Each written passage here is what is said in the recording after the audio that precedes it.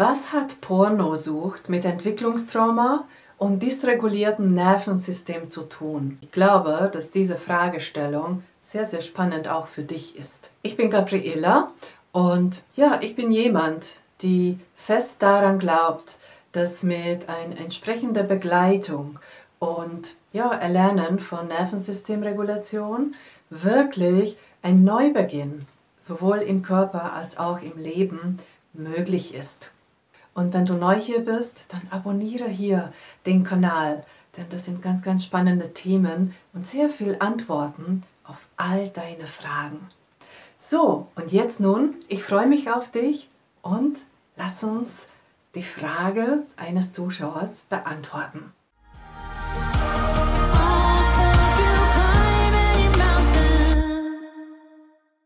Und jetzt gleich lese ich dir erstmal die Frage von Christoph Ludwig vor. Liebe Gabriela, kann Porno schauen mit entsprechender Erleichterung auch so ein Versuch sein, Spannung abzubauen? Und dabei ist ja auch noch der Kick, etwas außerhalb des normalen Alltags zu erleben, gegeben. Letztlich kann dabei ja auch das Gefühl innerer Leere zurückbleiben. Und trotzdem lässt man es nicht. Ist doch auch ambivalent, oder? Also, lieber Christoph, erstmal, wow, du hast wirklich Mut bewiesen, denke ich, denn ja, Porno und dann auch ja, Sucht, denn das ist ja wohl Tendenz zur Sucht, wenn du schreibst, dass du das nicht lässt, dass du das so offenbarst, und dafür danke ich dir. Ich glaube, dass das Thema, also beides, ja, dass du das offen zugibst, dass du das immer wieder schaust, dass du das immer wieder tust und dass du das nicht lassen kannst, dass du darüber offen schreibst, dass du damit vielen einen Gefallen tust, denn du bist sicherlich nicht alleine. Du bist sicherlich nicht allein, und dieses Thema wird nicht selten stigmatisiert und auch tabuisiert. Das heißt, dass darüber nicht gesprochen wird, weder in der Öffentlichkeit noch in der Therapie. Und ich glaube, sehr, sehr viele sind dankbar, dass du diese Frage auch in dieser Komplexität gestellt hast. Und auch ich bin sehr froh darüber, weil es sehr viele sehr viele Aspekte, ja, was die Folgen von Entwicklungstrauma betrifft, verbergen. Lass uns eins nach dem anderen anschauen. Also, Porno schauen mit entsprechender Erleichterung, auch so ein Versuch sein, Spannung abzubauen. Ja, natürlich. Erleichterung hast du in Anführungsstrich geschrieben. Erleichterung im Sinne, ja klar, also wenn wir natürlich zu Orgasmus kommen und dabei auch das Nervensystem, also bevor wir einen Höhepunkt erreichen, ist natürlich das Nervensystem höchst angespannt. Also das heißt, wenn zum Beispiel du davor eine Phase oder einen Zustand der Daueranspannung und Dauerüberreguliert sein erlebt hattest, und dann durch das Pornoschauen und ein Herbeiführen der Ejakulation oder zumindest eines Höhepunktes, oder wenn du sogar das nicht erreicht hast, aber du ja, durch diesen Genuss, was du dort dabei erlebt hattest, aber solche vielleicht auch ja, in der Nähe von Höhepunkt zu sein,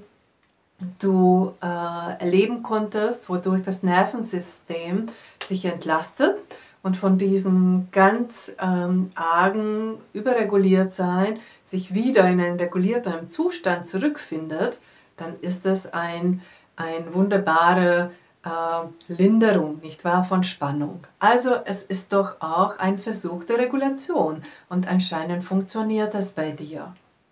Es ist ja doch wunderbar. Du schreibst aber weiter. Und dabei ist ja auch noch der Kick, etwas außerhalb des normalen Alltags zu erleben, gegeben. Genau, und da schreibst du auch sofort ja schon auch darüber, was die Funktion ist. Denn alles, was unser Körper und auch unsere Psyche so tut und macht, ist immer mit einem Zweck versehen.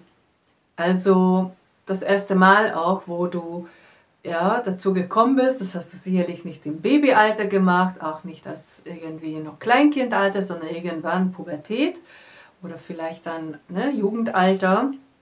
Also das erste Mal mit Intimität, Sexualität in Berührung kamst und dann kam irgendwie die Idee, okay, das könnte vielleicht eine Erleichterung sein. Und dann hast du das ausprobiert und dann war das tatsächlich der Fall.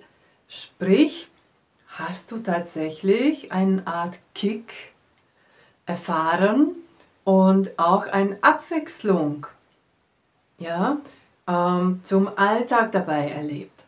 Also zusätzlich zur Regulation auch noch eine Funktion von ein Kick-Erfahrung, also vielleicht noch mehr Adrenalinschub, neben Dopamin, und dazu komme ich ja gleich, zu diesen Erleichterung und wo man dann Glücksgefühle durch die Ausschüttung von Dopamin hat, wenn man zum Beispiel Sex oder Intimität hat. Durch diesen Kick als Außergewöhnliches, was zu erfahren, dann eben noch vielleicht Adrenalin, was man erlebt, dass du da gleichzeitig noch das mit dazu erlebst. Wunderbar. Du schreibst aber noch weiter. Letztendlich kann dabei ja auch das Gefühl innerer Leere zurückbleiben. Und da höre ich ein wenig etwas Wehmut und vielleicht auch etwas, vielleicht sogar Traurigkeit oder Sehnsucht nach etwas, was ja dadurch nicht entsteht oder was du vermisst, nicht wahr, hinter deine Zeilen. Zumal ganz Schluss deine Fragestellung mit einem traurigen Smiley abgeschlossen hast. Und diese innere Leere und dann auch noch hier und trotzdem lässt man es nicht. Und da ist jetzt ganz, ganz entscheidend eigentlich dieser Effekt, was ich etwas mehr beleuchten möchte. Denn was du hier beschreibst, wo du wahrscheinlich ein bisschen schon, du dort ein Gefangener davon bist, ist ein Teufelskreis von Sucht im Gehirn. Das heißt, dass du bereits dort ein Gefangener bist, und zwar von einem Suchtphänomen, Botenstoffe und Neurotransmitter, die im Gehirn produziert werden. Dazu möchte ich ein bisschen was sagen. Ja, lieber Christoph, du hast ja bereits eigentlich 3 Funktionen hier ja schon erwähnt, was du durch diese Beschäftigung erfüllen möchtest. Und zwar eine Art Erleichterung bzw.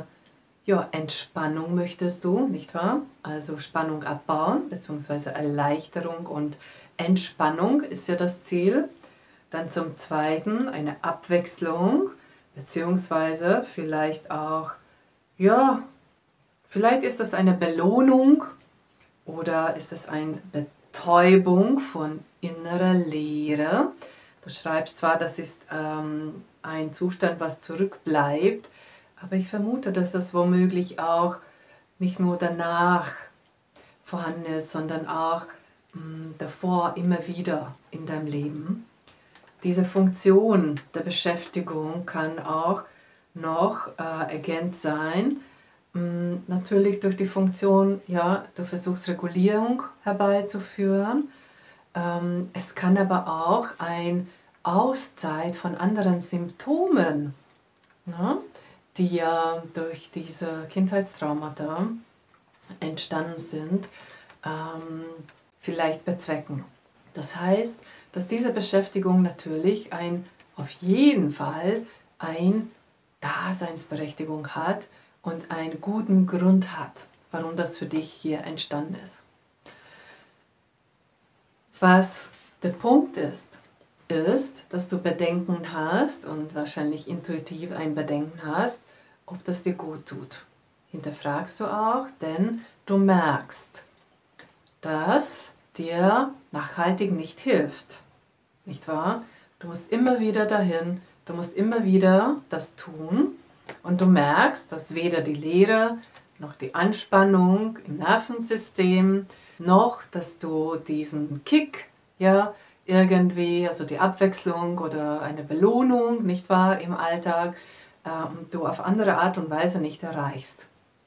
Also das ist eigentlich nicht so nützlich und auch nicht hilfreich, sondern du hast es zwar, du bist davon auch irgendwie süchtig, also du kannst nicht lassen, wie du beschrieben hast, aber es tut dir auch nicht gut. Ja? Und das ist genau der Punkt. Also all das sind eigentlich Merkmale von Sucht. Und damit wir das noch tiefer verstehen, warum das bei dir auch entstanden ist und bei vielen anderen, und das könnte auch nicht nur Pornosucht oder Pornoschauen-Sucht heißen, es könnte auch heißen Alkohol, Drogen, Social Media, es könnte heißen Gaming, es könnte heißen Netflix-Sucht, es könnte heißen Nikotinsucht, es könnte heißen Arbeitssucht. Ist alles eins und dasselbe. Sowohl dieser Mechanismus im Gehirn ist dasselbe, als auch die Entstehung dahinter ist dasselbe. Und auch dieser Mechanismus heute ist genau exakt dasselbe. Ich liebe Gabor Maté, spricht man in Deutsch aus, aber Máté Gábor heißt er eigentlich auf Ungarisch. Er kommt auch aus Ungarn. Gabor Maté sagt euch sicherlich was. Er ist ein weltweit bekannter Suchtexperte. Er sagt, alle Formen von Sucht sind Folge von Trauma. Und wir müssen nicht fragen, warum haben sie denn Sucht, sondern woher kommt der Schmerz? Denn wir haben irgendwann mal als Kind, nicht wahr, seelische Schmerzen irgendwie betäubt. Und jetzt kommt ja auch dieser Mechanismus, was wir auch heute noch mit irgendwelcher Form von Sucht betäuben. Im ganz normalen Fall und Entwicklung auch von Nervensystem bzw. verschiedenen Strukturen im Nervensystem. Zuerst unser Stresssystem, danach auch unser Beruhigungssystem und irgendwann auch unser Belohnungssystem. Das ist ein ganz wichtiges System, denn diese sogenannte, nur damit wir überhaupt funktionieren können und leben können, haben wir einen ganz normalen Ablauf im Alltag, übrigens auch die Tiere. Bei ihnen funktioniert das genauso und es wurde auch bei Ratten, Mäusen und so weiter ganz viele Studien dazu auch durchgeführt, genau wie Lust- und bzw. Belohnungssystem funktioniert, dass wir einen ganz normalen Antrieb, also eine Aktivierung, eine Mobilisierung im Nervensystem haben, damit wir im Alltag nicht wahr, Handlungen ausführen können, damit wir arbeiten gehen können, damit wir interagieren können, damit wir uns Essen zubereiten können. Und wenn wir diese Handlungen auch machen, dann werden auch unter anderem Dopamin, so verschiedene Neurotransmitter, aber auch Dopamin ausgeschüttet. Und genau diese Dopamin wird dann auch zum Beispiel in diesem Nucleus accumbens andocken und unser Belohnungssystem dann tatsächlich etwas aktivieren, was bewirkt, dass wir Glück empfinden können. Der Punkt und das Problem liegt aber darin, dass chronischer Stress und Entwicklungstrauma war massivst chronischer Stress. Dopamin bzw. unser Dopaminspeicher massivst erschöpft. Das bedeutet, dass nicht ausreichend Dopamin vorhanden ist, was tatsächlich an unser Belohnungssystem andocken kann. Was bewirkt das? Diese Studien an Ratten haben nachgewiesen, dass leider oder nicht leider, natürlich haben wir überlebt, aber wie? Es gibt einen anderen Botenstoff. Und das ist der sogenannte GABA. GABA, das ist der wirklich stärkste körpereigene Opioide, also wirklich absolut stärkste Selbstbetäubungsstoff, was überhaupt unser Körper herstellen kann. Genau dieser GABA wird dann als Selbstmedikation im Körper in diesem Nucleus accumbens, also im Belohnungssystem, produziert. Das heißt, der Körper fängt an, sich selbst zu betäuben. Es gibt kein Dopamin, weil so viel Stress da ist. Also der Körper betäubt sich selbst. Was weniger so ganz schlüssig und wunderbar ist, dass die meisten Antidepressiva und die meisten Benzodiazepine, also Beruhigungsmittel, die synthetisch sind, diese GABA-Stoffe beinhalten. Und natürlich helfen diese uns, diese Betäubung dann auch hervorzurufen und dass das Nervensystem aus diesem Überreguliertsein wieder runterkommen kann. Entsteht aber ein massivster Missstand weiterhin, beziehungsweise wird der Ursprung der Problematik nicht behoben. Und zwar was? Dass der Dopaminspeicher nicht aufgefüllt wird.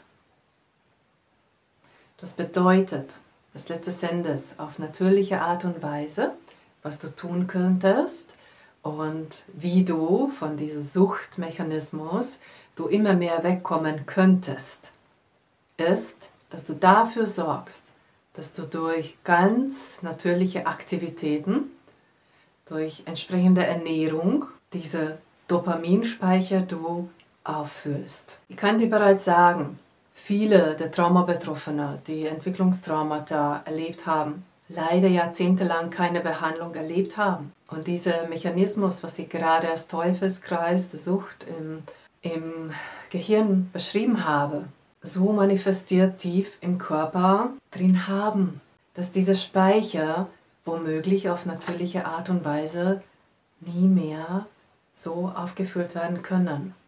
Wir können zwar durch Epigenetik und vieles, ja, durch Ayurveda, durch Ernährung und bewirken, aber nicht vollständig. Zumal kommt dazu, dass das Gehirn durch Neuroplastizität erneut Jahrzehnte dazu benötigte, all diese Synapsen wieder zu entwickeln und diesen Mechanismus zu korrigieren. Das heißt, dass gerade die ältere Generation hier natürlich etwas eingeschränkt ist und womöglich auf die synthetische Zufuhr von GABA, Dopamin, Serotonin und so weiter leider angewiesen ist. Dennoch können wir alle wirklich vieles bewirken und wirklich viel für uns selbst tun. Wirklich viel tun mit natürlichen oder durch natürlichen Methoden. Jeder kann austarieren und schauen, wo die Grenzen sind, wie weit kann ich durch natürlichen Sachen gehen, was kann ich bewirken und dann entsprechend eben die synthetischen Sachen zurückfahren oder vielleicht ganz weglassen, ist auch möglich. Aber das sind die Mechanismen dahinter und jetzt verstehst du, warum dann womöglich auch die Leere entsteht oder beziehungsweise doppelt da ist.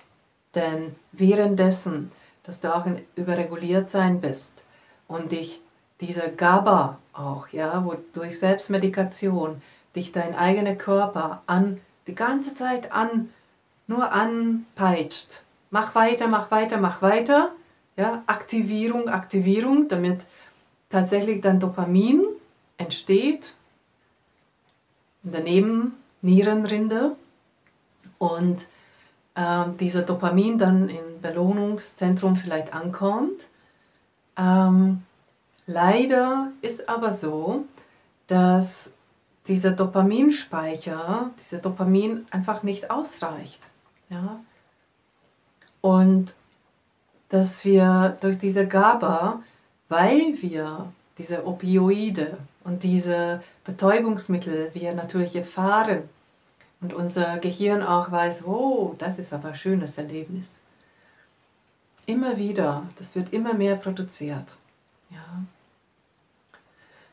Gleicher Effekt wie Heroin, gleicher Effekt.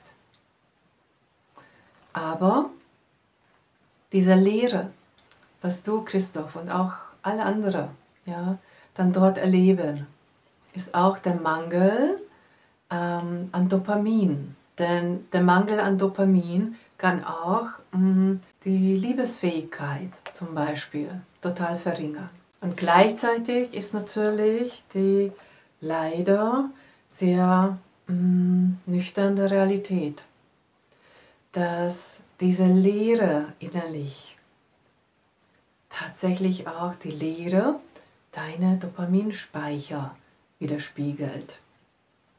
Denn du hast durch diese Erlebnisse deinen Dopaminspeicher nicht aufgefüllt, sondern die Leere ist geblieben. Und genau das fühlst du auch. Und zum Dritten, da du dabei keine Person dabei hattest, also keine Intimität mit also interpersonell ausgetauscht hast, wo du vielleicht eine Koregulation, wo du eine Berührung erlebt hattest, wo vielleicht Oxytocin, also dieses Bindungshormon, ausgeschüttet werden konnte. Natürlich bleibt die Leere umso mehr.